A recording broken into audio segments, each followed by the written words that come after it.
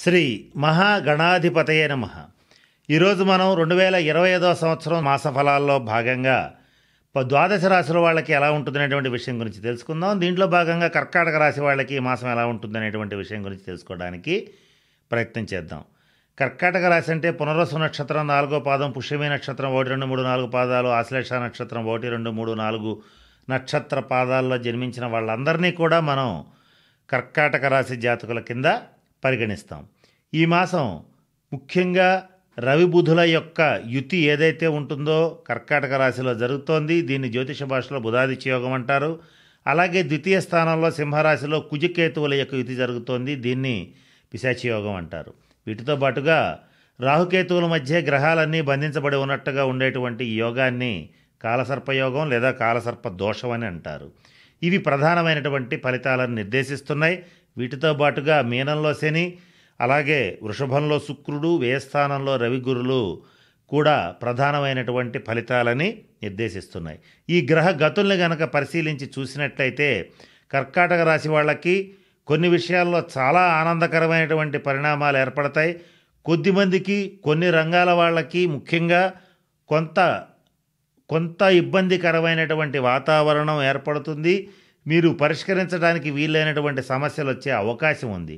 కనుక ఏ రకమైనటువంటి విషయాల్లో జాగ్రత్తగా ఉండాలి, ఏ రకంగా సింపుల్గా పరిహారాలు చేసుకోవాలి, ఇటువంటి అనేక విషయాల గురించి ఇప్పుడు తెలుసుకోవడానికి ప్రయత్నం చేద్దాం. అయితే ఇక్కడ కర్కాటక రాశి వాళ్ళకి అష్టమ శని సంచారం పూర్తయిపోయింది. అష్టమ శని సంచారం గత 2.5 సంవత్సరాలుగా కర్కాటక రాశి వాళ్ళని చాలా ఇబ్బంది పెట్టింది. చేసేటువంటి వృత్తి, ఉద్యోగ, వ్యాపార వ్యవహారాలు ఒక కొలిక్కి రాకుండా, ఒక నిర్ణయం తీసుకోవడానికి వీలు లేకుండా కొంతమందిని ఇబ్బంది పెట్టింది.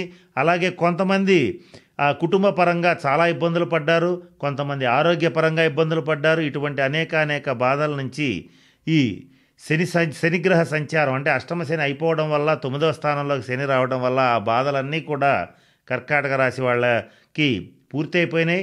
వాటి నుంచి సంపూర్ణంగా బయటికి రావటం అనేటువంటిది ఈ మాసంలో జరుగుతుంది. అయితే ఇక్కడ మనం కాస్త జాగ్రత్తగా గమనించినట్లయితే లాభస్థానంలో ఉన్నటువంటి శుక్రగ్రహ సంచార రీత్యా కొంత బంగారం, వెండి, ప్లాటినం, వజ్రాభరణాలు కొనుగోలు చేసే అవకాశం ఉంటుంది. అది కూడా కర్కాటక రాశి స్త్రీల విషయంలో ఎక్కువగా వీళ్ళు విలాసవంతమైనటువంటి వస్తువులు, ఈ స్వర్ణాభరణాలు ఇవి కొనుగోలు చేయటం అనేటువంటిది జరుగుతుంది. మీ యొక్క తెలివితేటలకి ఇదొక పరీక్షాకాలంగా చెప్పవచ్చు. మీ తెలివితేటలు పాదరసంలాగా పనిచేస్తాయి. మీ బుద్ధి, మీ ప్రజ్ఞ, మీరు చేసేటువంటి వృత్తి, ఉద్యోగ, వ్యాపార వ్యవహారాలు ఏదేవైనప్పటికీ కూడా వాటిల్లో మిమ్మల్ని నెంబర్ 1 స్థానంలో నిలబెట్టేటువంటి దిశగా అడుగులు వేయటం అనేటువంటిది జరుగుతుంది. ఆర్థిక పరమైనటువంటి అంశాల్లో మీరు తీసుకునేటువంటి నిర్ణయాలు భవిష్యత్తులో చాలా బాగుంటాయి. మీరు ఇప్పుడు తీసుకున్న నిర్ణయాల యొక్క ఫలితాలు రాబోయే రోజుల్లో అద్భుతమైన ఫలితాలు ఇస్తాయని చెప్పడంలో ఏమాత్రం సందేహం లేదు. ఇక మీరు ఎంత ప్రయత్నించినా ఈ మాసం ఖర్చుల విషయంలో మాత్రం తప్పించుకోలేరు. ఏదో ఒక రకంగా ఖర్చులు అధికంగా అవుతూ ఉంటాయి. పుణ్యకార్యాల రీత్యా కానీ, లేదా ఆరోగ్యపరమైనటువంటి విషయాల రీత్యా కానీ, కుటుంబపరమైనటువంటి ఖర్చుల రీత్యా కానీ అధికంగా ఖర్చు చేయవలసినటువంటి పరిస్థితులు ఏర్పడతాయి.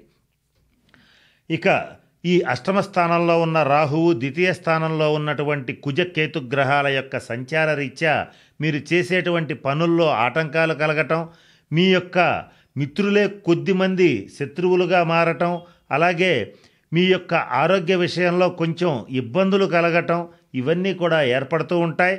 వీటన్నింటి నుంచి తప్పించుకోవటానికి కర్కాటక రాశి వాళ్ళు సర్పక్షేత్రాలైనటువంటి మోపిదేవి, కుక్కి సుబ్రహ్మణ్యేశ్వర స్వామివారి దేవాలయం, కాళహస్తి, నాగర్కోయిల్ వంటి సర్పక్షేత్రాలని సందర్శించి తగిన శాంతి పరిహార క్రియలను జరిపించుకునేటట్లయితే ఇప్పుడు నేను చెప్పినటువంటి అన్ని సమస్యల నుంచి సునాయాసంగా బయటపడగలుగుతారు. ఇక కర్కాటక రాశి వాళ్ళ విషయంలో ముఖ్యంగా కొన్ని విషయాలు చెప్పవలసి ఉంది. వాటిలో మొట్టమొదటిది ఏమిటంటే మీ యొక్క రాజయోగ కారకుడైనటువంటి కుజుడు ద్వితీయ స్థానంలో ఉన్నాడు గనక మీకు ఆర్థికంగా తిరుగులేని విధంగా డబ్బు అనేటువంటిది వనకూరుతుంది. వ్యాపారస్తులైతే మీరు చాలా ధైర్యంతో కొత్త వ్యాపారాలని, ఎవరు ఇంతకుముందు ఆ ధైర్యం చెయ్యలేనటువంటి వ్యాపారాలని మీరు చేసి సక్సెస్ చేసి చూపించటం కూడా జరుగుతుంది. ఉద్యోగస్తుల విషయానికి వచ్చేటట్లయితే ఈ ప్రమోషన్స్, ట్రాన్స్ఫర్స్ ఈ రెండిట్లో ఒకటి మాత్రమే లభిస్తుంది. రెండవది లభించే అవకాశం చాలా తక్కువ. మీ యొక్క శ్రమలని, మీ యొక్క సేవలని ఉపయోగించుకున్నటువంటి యాజమాన్యం కానీ, ప్రభుత్వం కానీ మీ యొక్క కృషికి తగినట్లుగా మిమ్మల్ని గుర్తించి గౌరవించకపోవటం కొంత బాధ కలిగించేటువంటి అంశంగా గోచరిస్తోంది. కర్కాటక రాశి స్త్రీల విషయానికి వచ్చేటట్లయితే సంతానపరంగా మంచి శుభవార్తలు వినడం జరుగుతుంది. ముఖ్యంగా ఈ కర్కాటక రాశి వాళ్ళు స్త్రీలైనా పురుషులైనా మగపిల్లలు కనుక ఉండేటట్లయితే వాళ్ళ విషయంలో కొంచెం జాగ్రత్తలు వహించవలసిన పరిస్థితి ఉంటుంది. కొద్దిగా వాళ్ళు కొంత మీతో విభేదించటం కానీ, కొంత ఘర్షణ పట్టడం కానీ, లేదా కొంత గొడవలకు వెళ్ళటం కానీ ఇలాంటివి జరిగేటువంటి అవకాశాలు ఉన్నాయి. ఇది మీరు వెళ్ళకూడదు, మీ సంతానం కూడా వెళ్ళకూడదు. ఈ విషయంలో కాస్త జాగ్రత్తగా ఉండవలసిన పరిస్థితులు గోచరిస్తున్నాయి. అనవసరమైనటువంటి వాగ్వివాదాల జోలికి వెళ్ళేటట్లయితే కొద్దిగా కోర్టులు, కేసులు, స్టేషన్లు ఇటు కొంచెం ఇబ్బందులు కలిగే పరిస్థితులు ఉంటాయి. కొద్ది మందికి మాత్రం బంధన యోగం కలిగే అవకాశం ఉంది. అయితే ఇప్పుడు నేను చెప్పినటువంటి దుష్పరిణామాలు, అలాగే వీటితో పాటుగా 40-50 సంవత్సరాలు దాటినటువంటి కర్కాటక రాశి వాళ్ళకి షుగర్ కంట్రోల్ కాకపోవటం, అలాగే కొద్ది మందికి మాత్రం హార్ట్ కంప్లైంట్స్, బ్రెయిన్లో క్లాట్స్ ఏర్పడటం ఇటువంటివి జరిగే అవకాశం ఉంది. అయితే ఇది అందరికీ వచ్చే అవకాశం ఉండదు. ఈ అనారోగ్యాలు ఎవరికి వస్తాయి, ఇటువంటి ఇబ్బందులు ఎవరికి వస్తాయి, సర్జరీస్ ఎవరికి జరుగుతాయి, వాహన ప్రమాదాలు ఎవరికి జరుగుతాయని అంటే కొంచెం గమనించాలి. ఒక్క గోచారమే కాదు, ముఖ్యంగా శని, రాహు, కుజ, కేతువులకి సంబంధించినటువంటి దశాంతర దశలు జరిగేవాళ్ళు కానీ, అలాగే నీచబట్టిన గ్రహ దశలు జరిగేటువంటి వాళ్ళకి మాత్రమే నేను చెప్పినటువంటి ఈ దుష్పరిణామాలు, దుష్ప్రభావాలు ఏర్పడతాయి. కనుక వీటి నుంచి తప్పించుకోవడానికి కర్కాటక రాశి వాళ్ళు ప్రతి సోమవారం నాడు శివాలయంలో రుద్రాభిషేకం జరిపించుకోండి. ప్రతినిత్యం మరి ముఖ్యంగా మృత్యుంజయ మహామంత్రాన్ని జపించేటట్లయితే ఈ అనారోగ్యాలు, ఇబ్బందులు అనేటువంటివి తొలగిపోతాయి. ఇక మరి ముఖ్యంగా ఈ కర్కాటక రాశి వాళ్ళకి ఈ మాసం అవివాహితులకి వివాహ యోగ్యమైనటువంటి కాలం రావడానికి కొంతకాలం ఎదురు చూడాలి. వీటితో పాటుగా ఈ కర్కాటక రాశి స్త్రీలు ఎవరైతే ఉంటారో గార్డెనింగ్, విలాసవంతమైనటువంటి వస్తువులు సేకరించటం హాబీలుగా పెట్టుకుంటారు. పుణ్యక్షేత్రాలని సందర్శిస్తారు. పుణ్యతీర్థాల్లో స్నానం చేయటం అనేటువంటిది కూడా జరుగుతుంది. వీటితో పాటుగా కొన్ని విషయాలు జాగ్రత్తగా గమనించాలి. అవేంటో ఇప్పుడు మీకు ఒకదాని తర్వాత ఒకటి తెలియచేస్తాను. ఈ మాసం అంతా కూడా కొంతకాలం పాటు, కొన్ని రోజుల పాటు ఆశావహమైనటువంటి దృక్పథంతో ఉంటారు. కొన్ని రోజుల పాటు నిరాశ ఏర్పడుతూ ఉంటుంది. ఇది మీకు తెలియకుండా జరుగుతూ ఉంటుంది. ప్రతి క్షణం మనసులో ఆవేశపూరితమైనటువంటి ఆలోచనలు చెలరేగుతూ ఉంటాయి. నమ్మిన వాళ్లే మోసం చేయటం మీ యొక్క మనస్తత్వం మీద బాగా దెబ్బపడుతుంది. కొన్ని సందర్భాల్లో ఈ విషయంలో తీవ్రమైనటువంటి నిర్ణయాలు తీసుకుంటారు.